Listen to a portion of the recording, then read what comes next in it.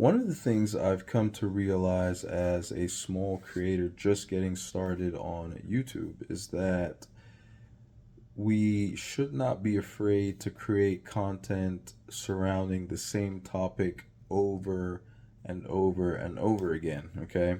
As a matter of fact, it's actually something that could be beneficial to you as a small channel, right? Trying to break into a particular niche, or whatever the case might be, whereby you're targeting something really specific and trying to be somewhat dominant in that small specific space, right? By talking about the same stuff over and over. And I realized this because, earlier on, and even up until now, I still fall into that trap of feeling like I don't have enough different stuff to talk about, right? When that's not necessary, and I'll tell you exactly why.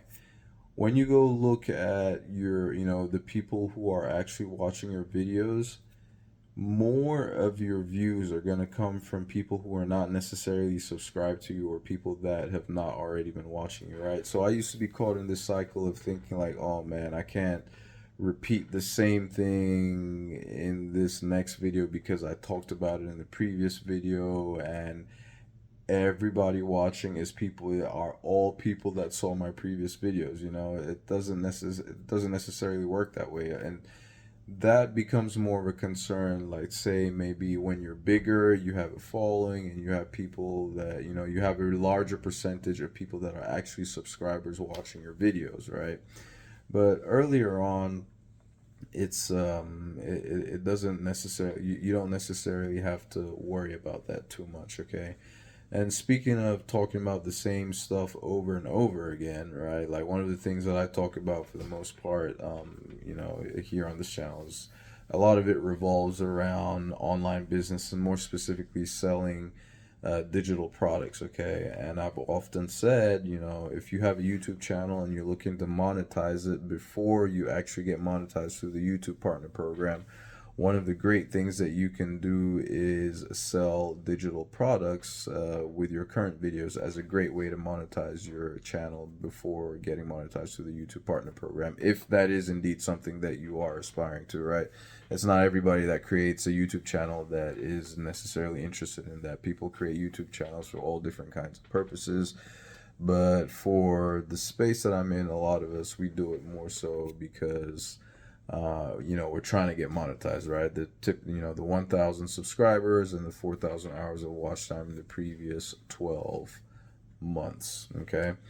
Now, speaking of that, if you are interested, speaking of, selling digital products, if you're interested in learning how to do that and getting started, like if you have no clue where to go, what to do, I would highly encourage you to check out the first link in the description below this video, right? It's down there, and it will give you access to some training that will show you how to do just that. Okay, beginner friendly, showing you how to set everything up the correct way from the start so that you have the foundation of your business, giving you the chance to have a long-term success. Okay, so if that's something you're interested in, definitely check out that first link in the description below this video. Okay, now, when I came to notice, well, I guess how I came to realize that, as a small creator just starting out, you don't necessarily have to, especially if you're looking, you're trying to grow, right? You don't necessarily have to be talking about different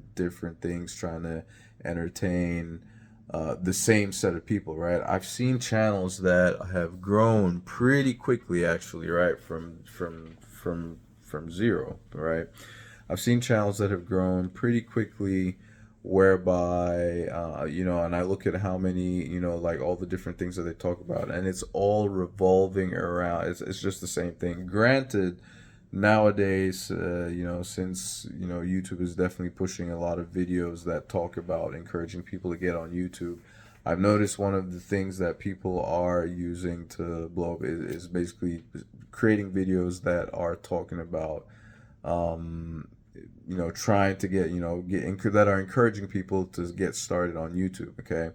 in one of my previous videos a while back, I did reference the one of the few outliers. I referenced the video, actually a channel of some, of somebody that started and got their started from zero, right, and got their channel monetized within. They met the requirements within 7 days and then got monetized on the eighth day, which is by far the fastest or that I've ever heard of anybody doing that. And I went to look at their videos and I saw there was not anything. There wasn't much in terms of like diversity when it comes to the, different topics that you can cover. They were essentially repeating the same thing over and like basically talking about the same thing in different ways. Okay, same thing in different ways over and over and over, and it was a sort of content that essentially, if you watch just one video, you have essentially got the you've essentially got all the information that you would need from that one video without having to watch the rest of the videos. Like, that's how repetitive the stuff was in the beginning, right? A lot of it, but it worked. Okay, it worked. Clearly the people watching those videos, or the content, the people to whom the content was pushed out to, they like that stuff, right? Enough to subscribe right away, and that's that, right?